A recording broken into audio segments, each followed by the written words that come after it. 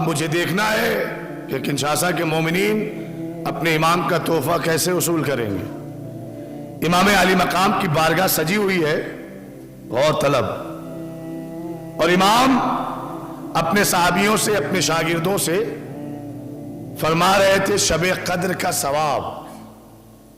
امام نے فرمایا سنو، جسے بھی شب قدر نصیب ہو جائے، اگر وہ ساری رات اللہ کے ذکر میں، اللہ کی عبادت میں گزار دے، تو پھر اللہ اس کے بدلے میں اسے اتنا ثواب دیتا ہے کہ اس کے تمام تر گناہوں کو معاف کر دیتا ہے۔ وہ ایسا ہو جاتا ہے جیسے بطن مادر، شکم مادر سے نکلا ہوا بچہ۔ یہ امام کے جملے ہیں۔ تو جیسے ہی امام نے شب قدر کی فضیلت پڑھی، امام نے کیا کہا؟ جسے شب قدر نصیب ہو، ساری رات عبادت میں گزار دے، اللہ اس کے سارے گناہ معاف کر دیتا ہے۔ دیکھیں جب ممبر سے اس طرح کی لفظیں بولی جائیں، سارے گناہ معاف کر دیتا ہے، تو ان سارے گناہوں میں وہ گناہ نہیں آتے جس کو حق العباد کہتے ہیں، حق الناس کہتے ہیں۔ نہیں، حق الناس الگ ہے، اللہ اپنا کی ہوئی معصیت شاید معاف کر دے، لیکن حق الناس اگر کسی نے کسی کا پیسہ کھا لیا ہے، جب تک وہ نہ معاف کرے تب تک اللہ معاف نہیں کرے گا۔ اگر کسی نے کسی کی زمین غصب کر لی ہے، جب تک وہ نہ معاف کرے اللہ معاف نہیں کرے گا۔ اگر کسی نے کسی کے حوالے سے غیبت، چغل خوری کی ہے، جب تک وہ انسان جس کی غیبت ہوئی ہے وہ نہ معاف کرے تب تک اللہ معاف نہیں کرے گا۔ لہذا جب سارے گناہ کہا جائے تو یہ گناہ اس سے الگ ہو جاتے ہیں۔ حق الناس خود انسان کو ادا کرنا ہوگا۔ امام فرماتے ہیں جسے شب قدر نصیب ہو جائے اور وہ ساری رات عبادت میں گزار دے، اللہ اس کے سارے گناہ معاف کر دیتا ہے۔ اسی بھیڑ میں، اسی مجمع میں امام کا ایک چاہنے والا بیٹھا ہوا تھا جو فضائل شب قدر سن کر رونے لگا۔ امام نے فرمایا ہم نے فضائل سنائے ہیں، روتا کیوں ہے؟ کہتا مولا یہ فضائل میرے لیے مصائب بن گئے۔ کیا ہوا؟ کہ شب قدر آئی اور میں بہت بیمار تھا، ہمت نہیں تھی کہ میں جاگ کر عبادت کرتا، میں سو گیا۔ مولا اگر مجھے پتا ہوتا اتنا ثواب ہے تو پھر کیسے بھی کر کے میں جاگتا، بیدار رہتا اور عبادت الہی میں ساری رات گزار دیتا۔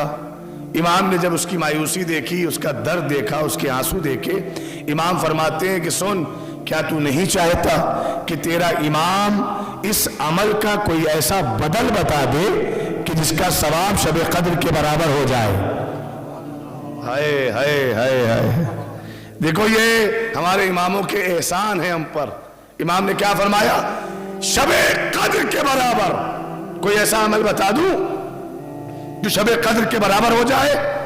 کہ مولا عنایت، احسان بتائیں کہ شب قدر کے اعمال کا بدلہ کیا ہے؟ امام نے کئی نسخے بتائے۔ میرے نوجوان بھائیوں، ان نسخوں کو اپنے ذہن عالیہ میں جگہ دیں۔ امام کا نسخہ ہے، امام کہتے سن، اگر تجھے شب قدر کا ثواب درکار ہے، چاہیے، تو جا اپنی بستی میں ہمارے دو شیعہ تلاش کر کہ جو آپس میں اختلاف کیے ہوئے ہوں، اور ان دونوں کے درمیان صلح کروا دے، اللہ تجھے شب قدر کا ثواب دے گا۔ آئے آئے آئے، صلح کروا دے، اللہ تجھے شب قدر کا ثواب دے گا۔ کہتا مولا اور آسان۔ امام نے فرمایا جا اپنی بستی میں یتیم تلاش کر، اس یتیم کی اپنی حیثیت کے مطابق کوئی ایک خواہش پوری کر دے، اللہ تجھے شب قدر کا ثواب دے گا۔ اللہ اکبر۔ کہتا مولا تلاش کرنا پڑے گا اور آسان۔ امام نے فرمایا جا اپنی بستی میں ہمارا کوئی مومن، ہمارا کوئی چاہنے والا تلاش کر کہ جس کی طبیعت خراب ہو، بیمار ہو، جا کر اس کی عیادت کر لے۔ عیادت کرنے سے اللہ تجھے شب قدر کا ثواب دے گا، سارے گناہ معاف کر دے گا۔ کہتا ہے مولا یہ بھی سخت ہے، تلاش کرنا پڑے گا، انتظار کرنا پڑے گا۔ مولا اور آسان۔ امام نے فرمایا جا اپنی بستی میں تلاش کر کہ ہمارا کوئی چاہنے والا اس دنیا سے گزر گیا ہو، اس کے جنازے میں شرکت کر لے، تشییع جنازہ کر لے، اللہ تجھے شب قدر کا ثواب دے گا۔ اللہ اکبر، کتنا آسان میرے مولا نے بنا دیا شب قدر کا ثواب لینے کو۔ اب وہ کہتا رہا مولا اور آسان، مولا اور آسان، بیدار ہے نا؟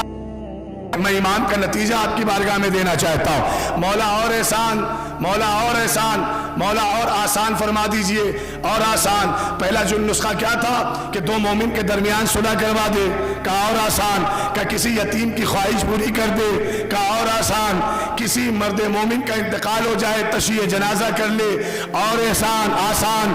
کہ کسی مریض کی جا کر عیادت کر لے، ہمارا چاہنے والا ہو، کہ مولا اور آسان۔ امام نے فرمایا سن، سب سے آسان نسخہ، جا ہماری دادی کے قاتلوں پر ایک مرتبہ لعنت کر دے۔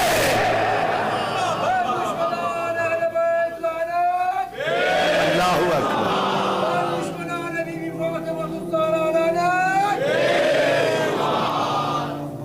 مولا کو سلامت۔ بے شک۔